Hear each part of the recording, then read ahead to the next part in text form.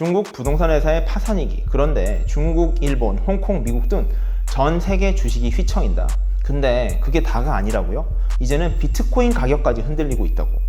중국판 리먼 사태라 불리며 전 세계 금융가를 공포에 빠뜨리고 있는 헝다그룹의 위기 사태.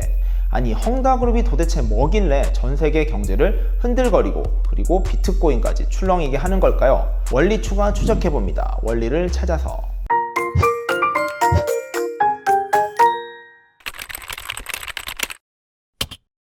자, 헝다그룹, 한자 그대로 읽으면 항대 집단, 즉 언제나 거대한 그룹이란 뜻인데요.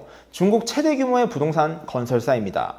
2021년 포춘사가 선정한 글로벌 500대 기업 리스트 중 122위를 차지하기도 했던 헝다그룹이 거대한 사고를 치고 맙니다. 파산 우려가 여기저기서 터져나오며 아시아뿐 아니라 미국 주식시장의 급락을 이끌어낸 것인데요. 헝다그룹의 디폴트 우려로 20일 뉴욕 나스닥 지수는 2.19%, 다우존스 지수는 1.78%나 하락했습니다. 나스닥은 한때 3.42%나 떨어졌었고요. 심지어 비트코인은 10%가량 추락하며 암호화폐 시장까지 악영향이 우려되는 상황입니다. 헝다그룹은 허난성, 빈농 출신 쉬자인이 설립한 종합부동산 개발회사입니다. 금속공학을 전공한 그는 건설 관련 일을 하다가 1997년 헝다그룹을 창업하게 됩니다.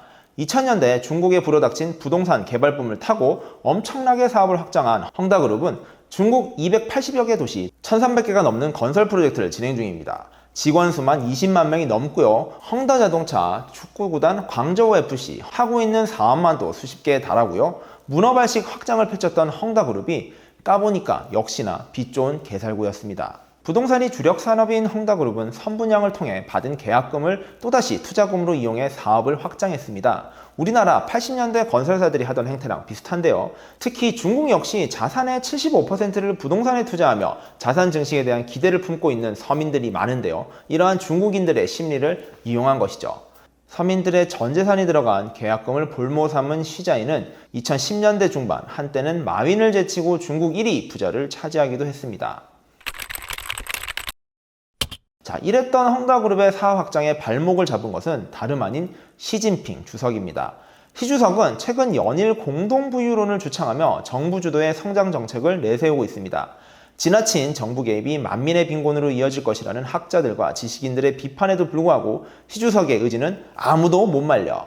마윈의 알리바바가 작살이 난 것처럼 이제는 부동산이 작살날 차례입니다. 자, 정책을 한번 살펴볼게요. 중국 주택건설부는 작년 8월 부동산 기업융자관리 3대 레드라인을 발표했습니다. 자산부채율 70% 이상, 순부채율 100% 이상, 현금 대비 단기 차입금 비율 1 미만일 경우 구조조정과 공급개혁을 실시하는 재무건전성 강화 규제였고요. 시행일은 2021년 1월 1일부터였습니다.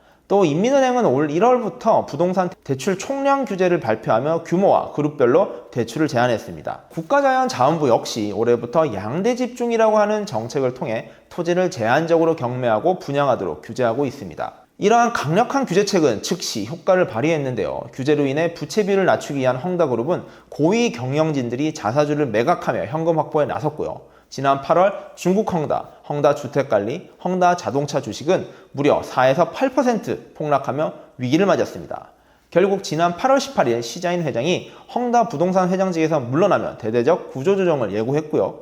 글로벌 신용평가사 S&P는 지난 7월 헝다그룹의 신용등급을 B+에서 B-로 하향한 데 이어 지난 8월 5일 B-에서 트리플 C로 2단계나 하향했습니다. 이어 최근인 9월 11일 트리플 C에서 더블 C로 다시 한 단계 낮추며 헝다그룹은 2달여 만에 신용등급이 무려 6등급이나 강등되는 수모를 겪었습니다. 자, CC 등급은 신용단계 최악 등급으로 그 아래에는 C와 D 2단계밖에 남아있지 않습니다.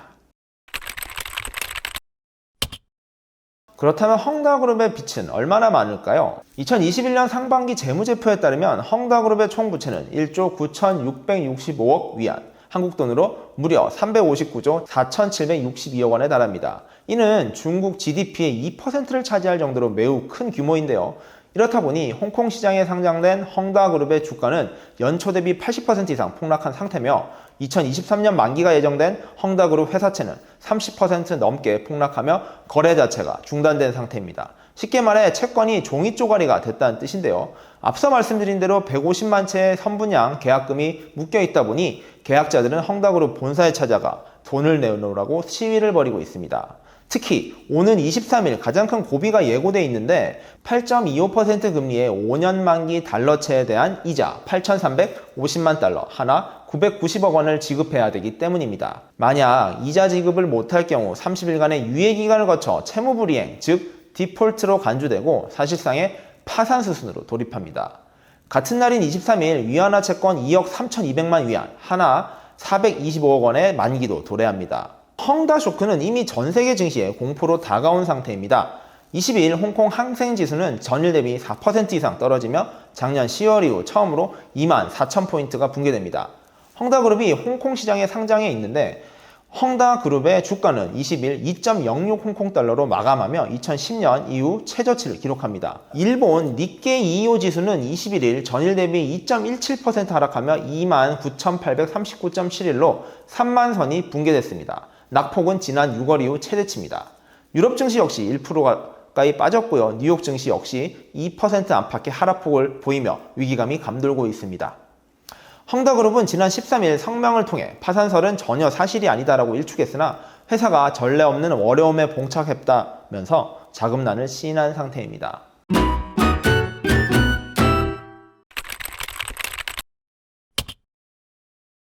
자, 여기서 드는 궁금증 하나. 중국 부동산 회사가 부도 위기인데 왜 전 세계가 난리일까요? 사실 규모를 보시면 아시겠지만 이번 헝다그룹의 스케일을 비춰봤을 때 헝다그룹이 파산하면 미칠 영향이 어마어마한 것은 사실입니다. 여러 금융사들과 투자사들이 대출과 채권 피해를 입게 될 것이고요. 중소형 부동산 회사 등 건설사들의 도미노 파산이 우려됩니다.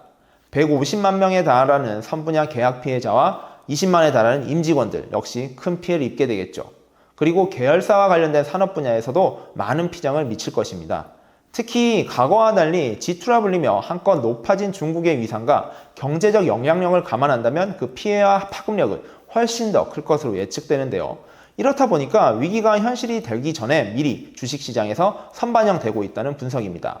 자, 관건은 중국 정부의 개입 여부인데요. 워낙 파급력이 클 것으로 예측되는 만큼 정부가 헝다그룹의 파산을 그냥 보고 지나칠 수는 없을 것이라는 입장과 워낙 규모가 큰 무질서 정리 차원에서 중국 정부의 결단이 예상되는 입장으로 나뉘고 있습니다.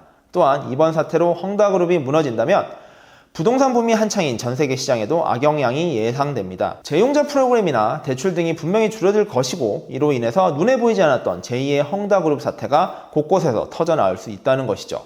이렇다 보니 이번 헝다 사태를 지켜보는 세계의 눈빛이 매우 불안하게 흔들리고 있습니다. 자, 미국 주식을 찾아 헤매는 원리추로서 또 미국 시장에 미칠 영향을 안 살펴볼 수가 없죠. 일단 헝다그룹이 미국 증시에 단기적으로 상당한 리스크가 될 것이라는 것은 자명한 사실입니다.